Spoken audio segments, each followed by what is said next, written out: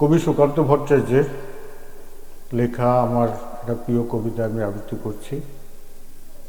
প্রিয়তমা সু। সীমান্তে আজ আমি প্রহরী, অনেক রক্তাক্ত পথ অতিক্রম করে আজ এখানে এসে থমকে দাঁড়িয়েছি স্বদেশের সীমানায়। ধূসর তিউনিসিয়া থেকে স্নিগ্ধ ইতালি থেকে ছুটে গেছি বিপ্লবী ফ্রান্সে, নক্ষত্র নিয়ন্ত্রিত নিয়তির মতো অপরাহত দুর্জয় রাইফেল হাতে, ফ্রান্স থেকে প্রতিবেশী বার্মাতে। আজ দেহে আমার সৈনিকের কড়া পোশাক, হাতে এখনো দুর্জয় রাইফেল, রক্তে রক্তে তরঙ্গিত জয়ের আর শক্তির দুর্বহ দম্ভ। আজ এখন সীমান্তের প্রহরী আমি। আজ নীল আকাশ আমাকে পাঠিয়েছে নিমন্ত্রণ, স্বদেশের হাওয়া বয়ে এনেছে অনুরোধ, চোখের সামনে মেলে ধরেছে সবুজ চিঠি।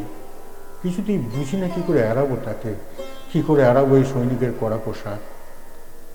যুদ্ধ শেষ, মাঠে মাঠে প্রসারিত শান্তি, চোখে এসে লাগছে তারই শীতল হাওয়া। প্রতি মুহূর্তে স্রোত হয়ে যায় হাতের রাইফেল, গা থেকে খসে পড়তে চায় এই সৈনিকের কড়া পোশাক। রাত্রে চাঁদ ওঠে, আমার চোখে ঘুম নেই। তোমাকে ভেবেছি কতদিন, কত শত্রুর পদক্ষেপ শোনার প্রতীক্ষার অবসরে, কত গোলা ফাটার মুহূর্তে, কতবার অবাধ্য হয়েছে মন যুদ্ধ জয়ের ফাঁকে ফাঁকে, কতবার হৃদয় জ্বলেছে অনুশোচনার অঙ্গারে তোমার আর তোমাদের ভাবনায়।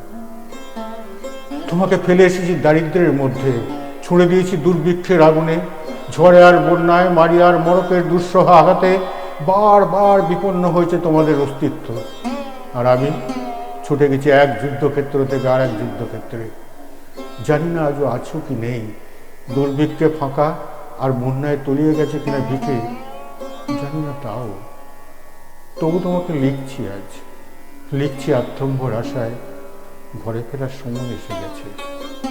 জানি আমার জন্য কেউ প্রতীক্ষা করে নেই মালায় আর পতাকায়, প্রদীপে আর মঙ্গল ঘটে। জানি সম্বর্ধনা রটবে না লোকমুখে, মিলিত খুশিতে মিলবে না বীরত্বের পুরস্কার। তবু একটা হৃদয় নেচে উঠবে আমার আবির্ভাবে, সে তোমার হৃদয়। যুদ্ধ চাই না আর, যুদ্ধ তো থেমে গেছে। পদার্পণ করতে চায় না মন ইন্দোনেশিয়ায়। আর সামনে নয়, এবার পিছন ফেরার পালা। পরের জন্য যুদ্ধ করেছি অনেক, এবার যুদ্ধ তোমার আর আমার জন্য। প্রশ্ন করা যদি এত যুদ্ধ করে পেলাম কি, উত্তর তার তিউনিসিয়ায় পেয়েছি জয়, ইতালিতে জনগণের বন্ধুত্ব, ফ্রান্সে পেয়েছি মুক্তির মন্ত্র, আর নিষ্কণ্টক বার্মায় পেলাম ঘরে ফেরার তাগাদা। আমি যেন সেই বাতি হলাম যে প্রতি সন্ধ্যায় রাজপথে পথে বাতি জ্বালিয়ে ফেরে, অথচ যার নিজের ঘরে নেই বাতি জ্বালার সামর্থ্য, তার নিজের ঘরেই জমে থাকে দুঃসহ অন্ধকার। নমস্কার।